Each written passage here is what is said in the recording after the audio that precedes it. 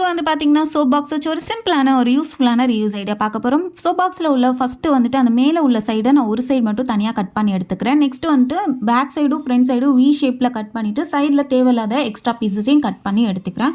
நம்ம soap box பார்க்கறதுக்கு இப்படி தான் இருக்கும். நெக்ஸ்ட் ஒரு ஐ ஸ்டிக் எடுத்து கீழே ஃபிட் பண்ணிக்கிறேன். ஸ்ட்ராங்கா பேஸ்மெண்ட் இருக்கணும்னா ஐ ஸ்டிக்கு மேல உள்ளத தனியா கட் பண்ணி க்ளூ அப்ளை பண்ணி சென்டர்ல ஃபிட் பண்ணிட்டு இந்த பாக்ஸ்க்கு நான் பெயிண்ட் பண்ணிக்கிறேன். ஒயிட் அதுக்கப்புறம் எல்லோ.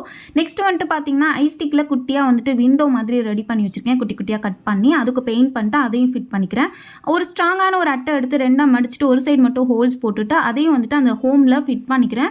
பட் வந்துட்டு ஒரு சைடு மட்டும் க்ளூ அப்ளை பண்ணி ஃபிட் பண்ணிக்கிறேன். நெக்ஸ்ட் ஒரு சைடு வந்து வெல்க்ரோ வந்து க்ளூ அப்ளை பண்ணி ஃபிட் பண்ணிக்கிறேன். இப்போ வந்துட்டு பார்த்தீங்கன்னா அவ்வளோதான், நமக்கு ரெடி ஆயிடுச்சு. எக்ஸ்ட்ரா டெக்கரேஷனுக்காக மேலே அந்த ஜிக்ஸாக்காக கொஞ்சம், அதுக்கப்புறம் பீட்ஸ் ஒட்டி ஸ்டிக்கர்ஸ் இதெல்லாம் ஒட்டியிருக்கேன். அவ்வளோதான், ஃபைனலாக நமக்கு ஹோம் ஷேப்பில் ஒரு மணி பேங்க் ரெடி பண்ணிக்குவோம். இது வந்து வெல்க்ரோ ஃபிட் பண்ணதுக்கான ரீசன் எப்போ வேணாலும் நம்ம காயின் எடுத்துக்கலாம். எனக்கு இந்த ஐடியா ரொம்பவே பிடிச்சிருக்கு. ஸோ உங்களுக்கு பிடிச்சிருக்கான்னு கீழே கமெண்ட் பண்ணிட்டு வீடியோக்கு லைக்